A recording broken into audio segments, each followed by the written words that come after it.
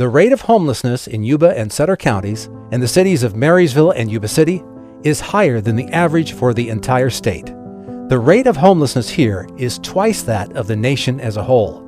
That is what our clients come to Yuba Sutter for, and they stare at homeless encampments, and they stare at filth along the rivers and trash along the rivers that is left over. I used to be a very wealthy person. I lost all my money in 2008 when the market crashed. I owned the pump works. It's still in operations. We installed pumps in domestic wells.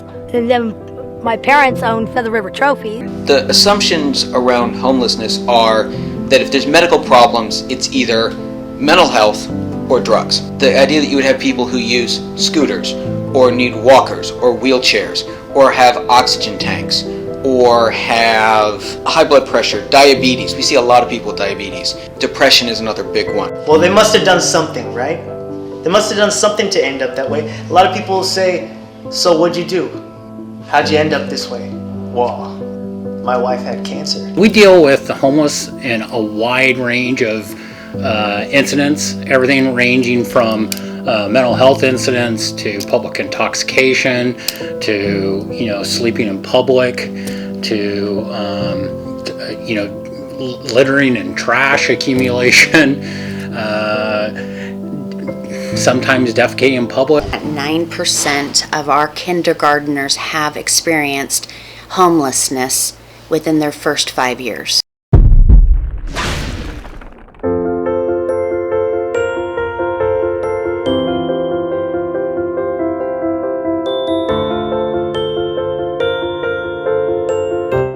Today, the Supreme Court denied without explanation the city of Boise's petition to appeal what's seen as a sweeping ruling in the federal Ninth Circuit from last year. That lower court ruled that Idaho's capital city was in violation of the Constitution's ban on cruel and unusual punishment when police here ticketed the homeless for sleeping in public. Now, cities in the West, from Idaho to Washington to California, can't enforce such rules against the homeless until they've found shelter for everyone who needs it.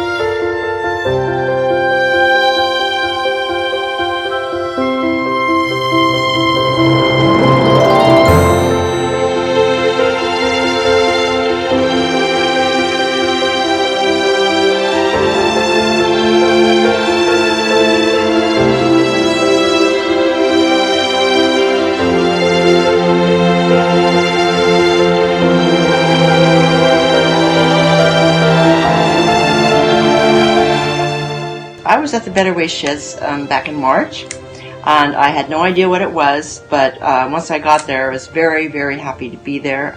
If you're like me, a woman alone, it's a very safe place because there's a security guard on duty for 7 days a week, 24 hours a day.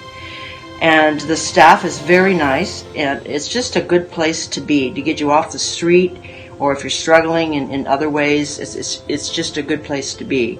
The staff will help you.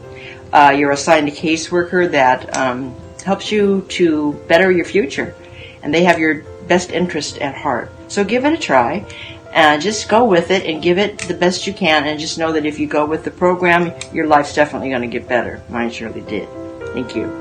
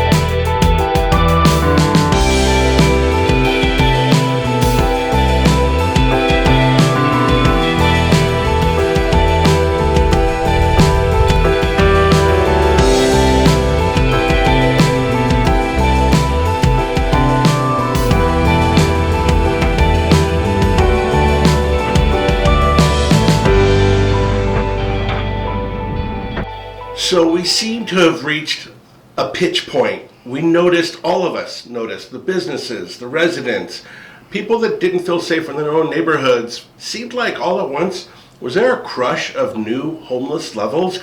We also knew we had to fix a problem, and it was us. So here comes the County of Sutter saying, issues on the table. Board of Supervisors insist that we deal with this issue in an organized fashion, and let's make sure that we are going through this methodically and with measurable results. So, okay, the county administration calls for weekly meetings. Sheriff's Department's there. Health and Human Services are there. All of the people that have fingerprints on serving the groups, from the faith-based communities to the different providers throughout the communities, all coming to the same table. And the discipline we found is that if we met weekly, we could measure results and keep on task.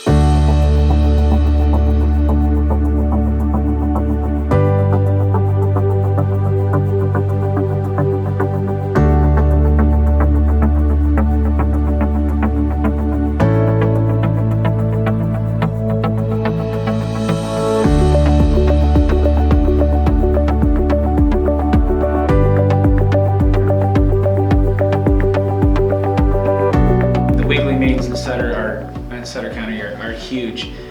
Collaboration is a big key with homeless. Sharing of ideas, folks with different eyes in different spots makes a big difference. It's not a siloed, it's definitely not just a law enforcement issue, it's not a health and human services, it's not a political issue. It is a community issue to be able to address these needs. And when we have these meetings on Wednesday, which I'm proud to be invited to, it's a great time for collaboration to hear about what's going on, and folks can really share ideas and communicate and find solutions together. And I think that you've seen some big things happen in Sutter County. One of the things that happened last year that's been key for our area is there's a saying that if you have housing available, you won't have homeless. And that's true to a certain degree, because many of our homeless have fixed incomes but are unable to find a place to rent because that income is so low.